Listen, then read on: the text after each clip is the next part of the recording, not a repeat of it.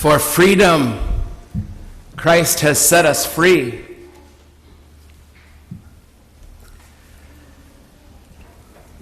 I had a different homily up until 4 p.m. yesterday. But then between 4 and 7:30, I had an experience that made me trash the other one. Not really trash it. Hopefully in 3 years I'll use it. If I'm still alive. But I had an experience that literally changed what I was going to say. I was asked to preside at a conference over at Fontbonne University for religious women from all over the United States, all of them under 50 years old, all of them young sisters in their 20s, 30s, and 40s, all of them. There were about 80 of them present, and I walked in there prepared to just walk home and be ready to preach the homily I had written to you this morning. But something happened while I was there. It was kind of a remarkable experience, I guess you could say. Those sisters were amazing. When I walked in, I was surprised that three, I didn't even know they were going to be there. 3 of them were our girls at one time. 3 of them sat in the pews where you're sitting. They went to Washington University, and now they're religious women. Somewhere along the way in the journey, beautiful women leading the charge. I was quite proud of us for birthing those kinds of vocations. For freedom, Christ has set us free. And I think we could say that though they hold freedom as one of their highest values, they know it's not always possible for them to live in the world as they would like. It's not always possible for them to help other people be free either. Today the scriptures are clear. They're a clear call to living freedom.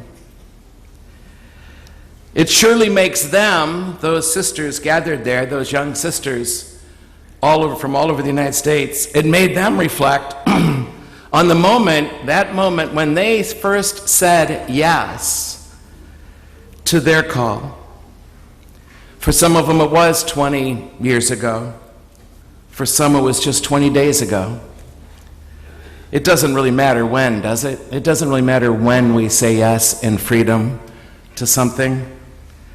Somewhere along the way, we all said that sort of yes with whatever freedom we could muster along the way to say it.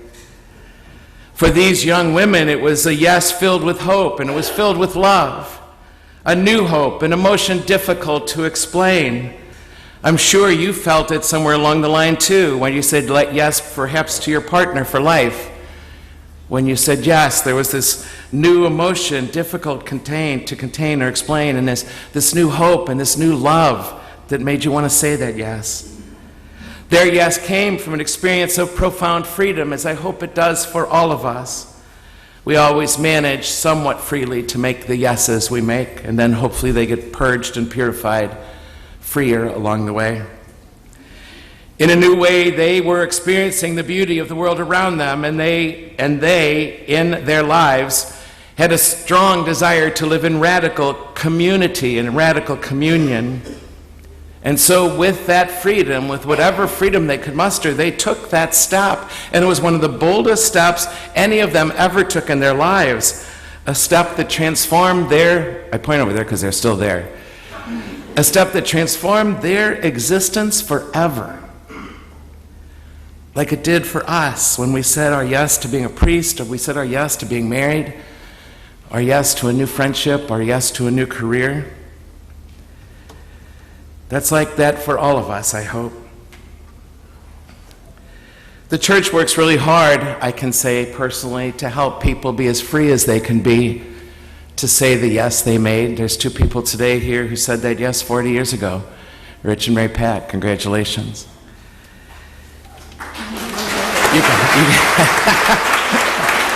Yes.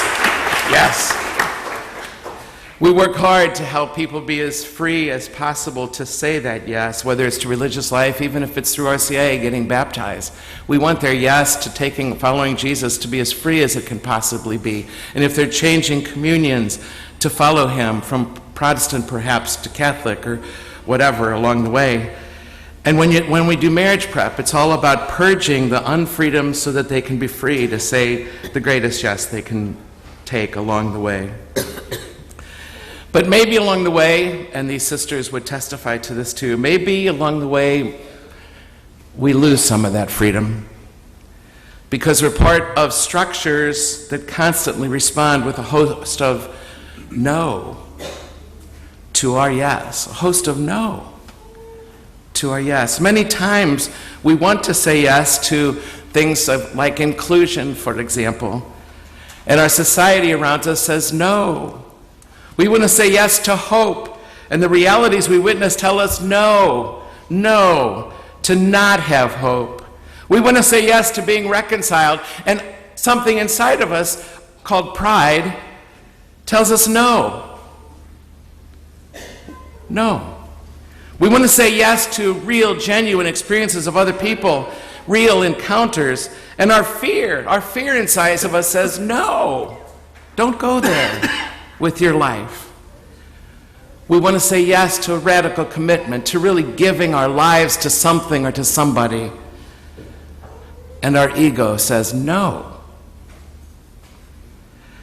And that's when we have to do something really, really important. And these sisters already know that in their young lives, and I hope we do too.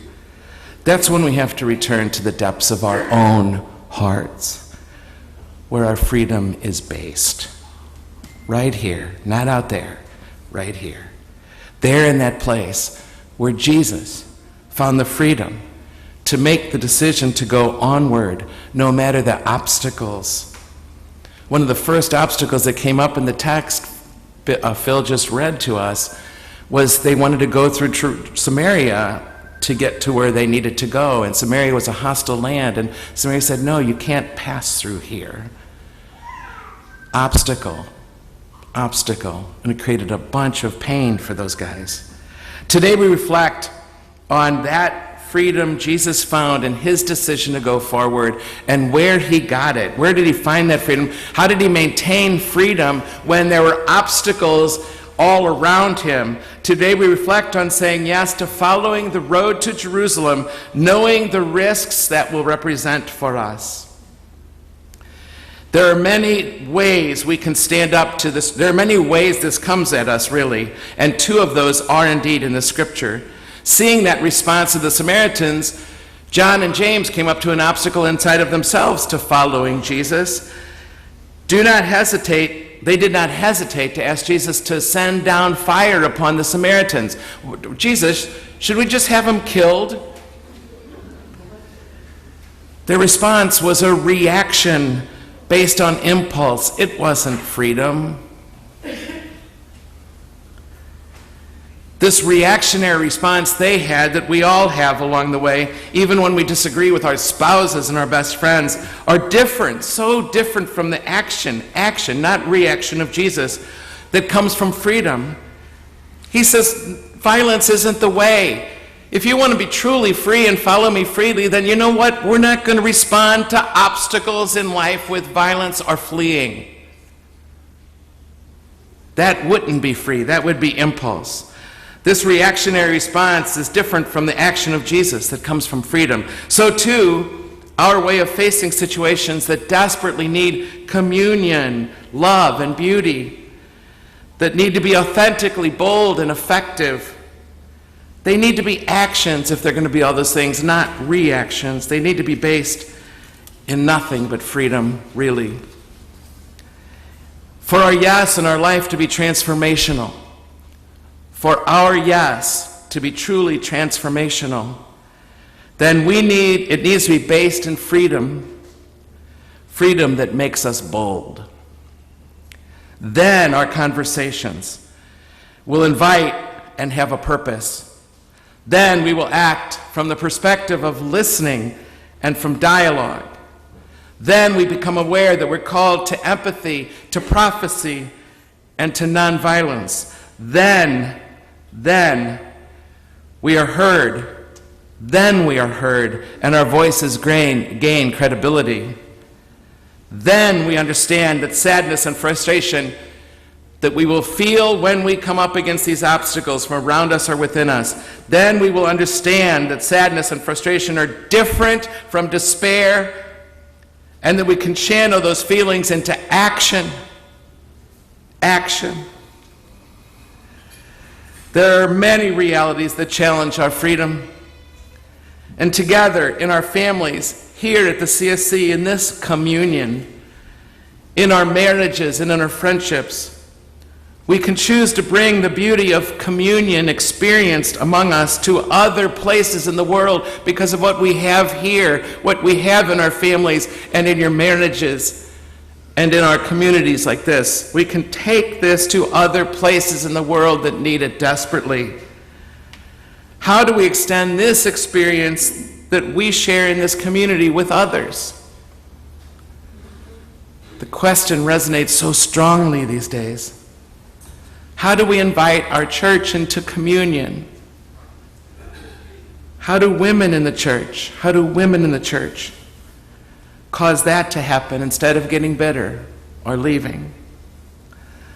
Although there are many occasions we can act with great freedom,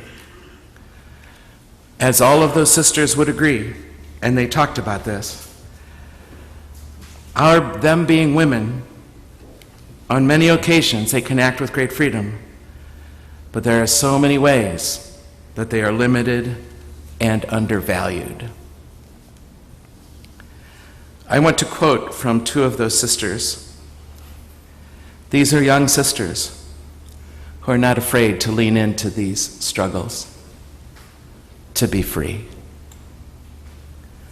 Our church assures us that it loves us and respects us as equals. Our church says it affirms our gifts and needs them. This same church does not give us a place in its structure to be heard. As women of the church, what does it mean to be bold today? To continue promoting our participation. Our call is perhaps to invite the institution to look with a lens of beauty that allows it to recognize the value of each person without exception, so that each voice and each perspective can be included in community. And then one of them, with tears in her eyes, she said it was an allergy. She said these words: "We are part of the church that gives us hope. Right here," she said, "this weekend, I have hope.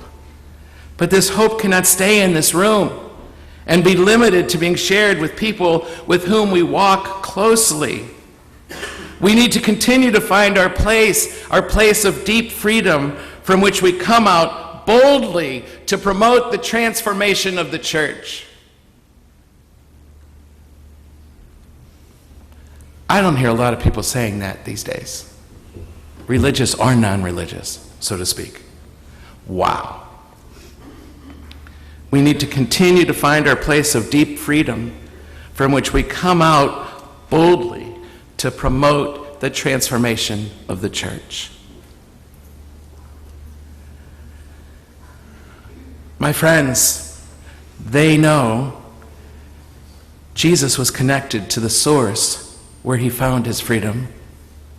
He kept going back to the source. He kept seeking solitude and silence to go inside to the source of his freedom that nobody could take from him.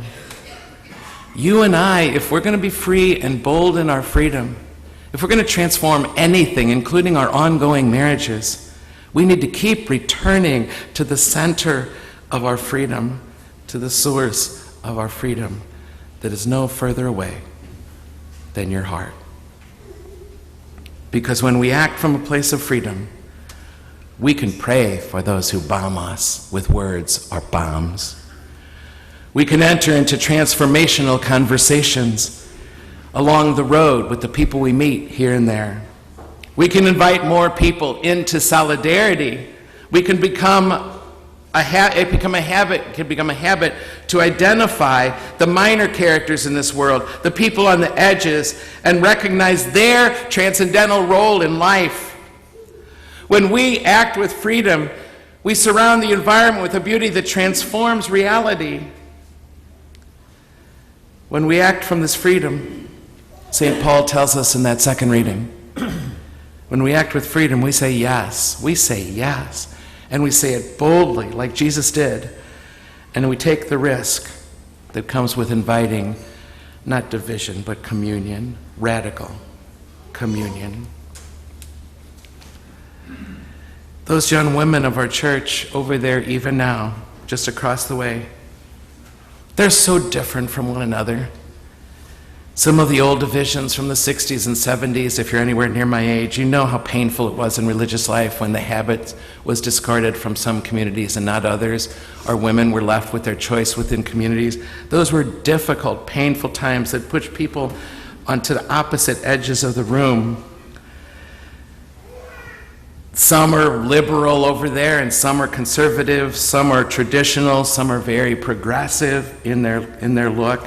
But all of them wanted to live freely, and it was the bond between them, the conversations that were happening, blew me away and made me want to be a nun. Because I don't see it in the priesthood. Honest to God, I don't. We have so much further to go than these women of faith and hope and love. All of us, my friends, have to get along with the other side, and that they were showing me that this can happen. It's the calling of the church to do that. It's prophetic, and it leads to great freedom. This work is not important, it's urgent now. And I could just feel it in my bones, enough to trash that other homily for another time and share with you something of what happened to me. What they were saying to me that I want to take from that gathering is don't look back. Look forward. Look forward to what it can be still. So that by our freedoms, little by little and together, we can fill the world with beauty. We can be surprised when the world is divided. Be surprised when the world is divided instead of taking it cynically as what it's just going to forever be. We can keep together, keep each other, putting our hands to the task. What Jesus said in the gospel when he said, don't look back, he's saying, put your hand to the task. This is our work. Don't look back. Don't count the cost. Just keep working that way and encouraging each other to keep doing it. And that's what religious life is doing for the church right now. Little by little, here and there along the way. It's happening. It's happening, little by little. Some of those there shared that the Eucharist is one of those places where it comes together for them, and it did last night. And it was so humbling to see that happening all around me with these incredible women of the church. They are creating something new, and they are finding a new meaning to their life in the church. I pray that this Eucharist that we share today deepen our boldness, help set us more free than we came here this morning, to find beauty in our religious life. All of us, priests and sisters and single folks, parents and children, university students, all of us, that we can start living our religious life today. Amen? Amen. Please God.